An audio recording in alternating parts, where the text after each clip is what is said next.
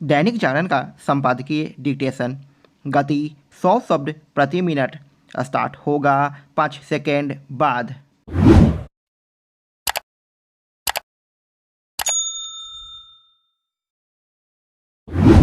आयकर विभाग की ओर से 1823 करोड़ रुपए का नया नोटिस भेजे जाने से कांग्रेस का परेशान होना स्वाभाविक है। आयकर विभाग ने कांग्रेस को यह नोटिस वर्ष 2017-18 से लेकर 2020-21 के लिए भेजा है। इसमें जुर्माने के साथ ब्याज की राशि भी शामिल है। कांग्रेस को यह नोटिस एक ऐसे समय भेजा गया है जब दिल्ली उच्च न्यायालय ने उसकी वह याचिका खारिज कर दी जिसमें उसने वर्ष 2014 से 2017 के बीच करों के पुनर्मूल्यांकन की मांग की थी। साफ है कि कांग्रेस एक झटके से उबरी नहीं कि उसे दूसरे झटका लग गया। निसंदेह जैसे यह सवाल उठता है कि आखिर आयकर विभाग को एक ऐसे समय सक्रियता दिखाने की क्या आवश्यकता थी जब लोकसभा चुनाव के चलते पक्ष विपक्ष में आरोप प्रत्यारोप का दौर पहले से जारी है और इस क्रम में कांग्रेस यह प्रचार कर रही है कि मोदी सरकार विपक्ष को परेशान करने के लिए अपनी एजेंसियों का इस्तेमाल करने में लगी हुई है। वैसे ही यह प्रश्न भी खड़ा होता है कि कांग्रेस ने टैक्स संबंधी नियमों का समय रहते पालन करना आवश्यक क्यों नहीं समझा। कांग्रेस यह आरोप तो लगा रही है कि मोदी सरकार आयकर विभाग का इस्तेमाल करे और उसके खाते फ्रीज कर ठीक उस समय उसे आर्थिक रूप से पंगु कर रही है जब लोकसभा चुनाव हो रहे हैं, लेकिन उसके पास इसका कोई सीधा जवाब नहीं कि क्या आयकर विभाग ने टैक्स संबंधी जिन विसंगतियों का उल्लेख किया है वे निराधार हैं। आखिर यह कहाँ तक उचित है कि कांग्रेस टैक्स संबंधी नियम कानूनों का पालन भी न करे और खुद को पीड़ित भी बताए। क्या आयकर के मामले में कांग्रेस नियम कानूनों से ऊपर है या फिर खुद को किसी विशेष छूट का हकदार मान रही है। जो भी हो इतना तो है ही कि आयकर विभाग को चुनाव के मौके पर कांग्रेस की टैक्स संबंधी विसंगतियों को लेकर उसके खिलाफ सक्रियता दिखाने से बचना चाहिए था। यह काम वह चुनाव के पहले और बाद में भी कर सकता था।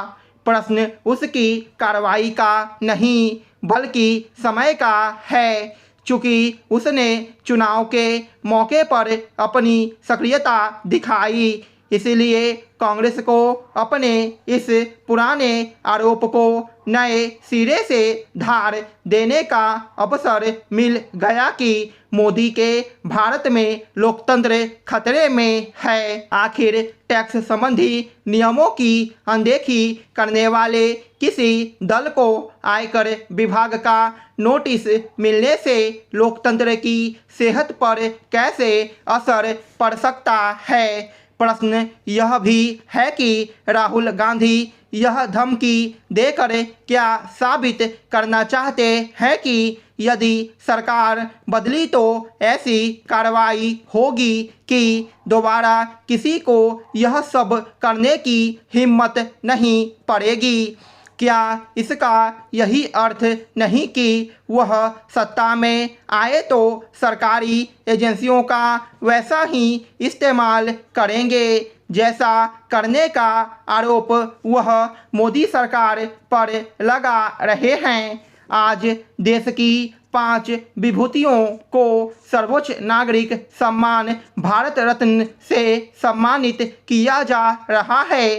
परंपरा रही है कि महापुरुषों को दिए गए इस सम्मान का सभी दलों समूहों द्वारा स्वागत किया जाता है, लेकिन अब इस परंपरा की भी अनदेखी हो रही है, और वह भी तब जब मोदी सरकार ने वैचारिक मान्यताओं से इतर जाकर भारत रत्न विजेताओं का चयन किया।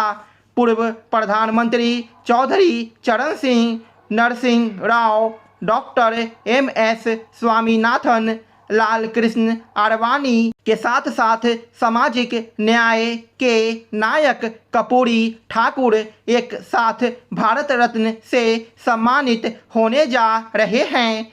यह एक दुर्लभ अवसर है जब एक साथ 5 विभूतियां भारत रत्न से सम्मानित होंगी। लाल कृष्ण आडवाणी संघ प्रचारक के साथ साथ जनसंघ जनता पार्टी भाजपा और NDA के संस्थापक के साथ देश के गृह मंत्री एवं उप प्रधानमंत्री पद को सुशोभित कर चुके हैं। अपने लंबे राजनीतिक जीवन में उन्होंने उच्च आदर्शों का पालन करते हुए लोगों को कहीं निराश नहीं किया।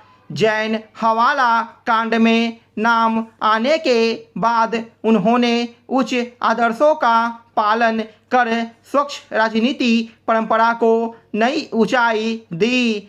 राजनीतिक शुचिता का पालन करने वाले उनके जैसे नेता दुर्लभ हैं। आज देश आर्थिक नीतियों में बदलाव कर विकास की जिन ऊंचाइयों को छू रहा है उसका श्रेय नरसिंह राव को जाता है। वे दिन याद करें जब हमारे खजाने का सोना भी कर्ज चुकाने में प्रयोग हो चुका था। तब राव ने कांग्रेस की परंपरागत नीतियों को तिलांजलि देकर नव उदारवाद की व्यवस्था स्थापित की। उसके चलते ही आज हम विश्व की 5वीं अर्थव्यवस्था हैं, और वह दिन दूर नहीं जब तीसरी बड़ी अर्थव्यवस्था बनेंगे। यद्यपि नरसिंह राव का प्रधानमंत्री कार्यकाल कई चुनौतियों से भरा रहा। उनके गांधी परिवार से मतभेद जगजाहिर थे। इन मतभेदों से उपजी मुश्किलों के बाद भी एक स्वावलंबी राष्ट्र के निर्माण के लिए उन्होंने साहसिक फैसले लिए। अफसोस कि कांग्रेस उन्हें यथोचित सम्मान नहीं दे सकी। राजस्थान के कोटा शहर में मेडिकल और इंजीनियरिंग परीक्षा की तैयारी कर रहे छात्रों के आत्महत्या करने की खबरें थम नहीं रही।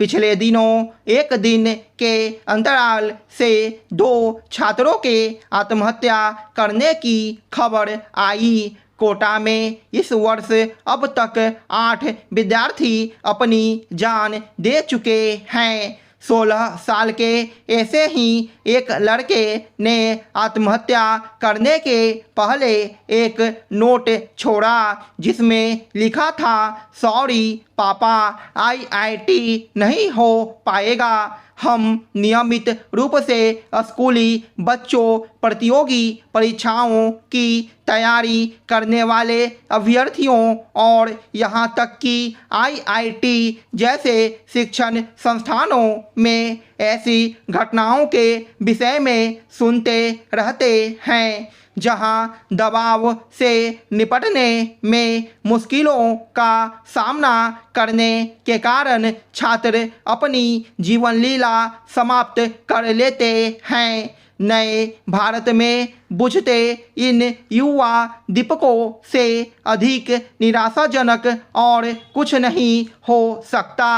हालिया आंकड़ों के अनुसार एक साल में 1,70,000 से अधिक भारतीयों ने आत्महत्या की। वर्ष 2022 में प्रति 1 लाख जनसंख्या पर आत्महत्या की दर बढ़कर 12.4 हो गई है। आत्महत्या के मामले में यह अभी तक की सबसे ऊंची दर है। स्टॉप।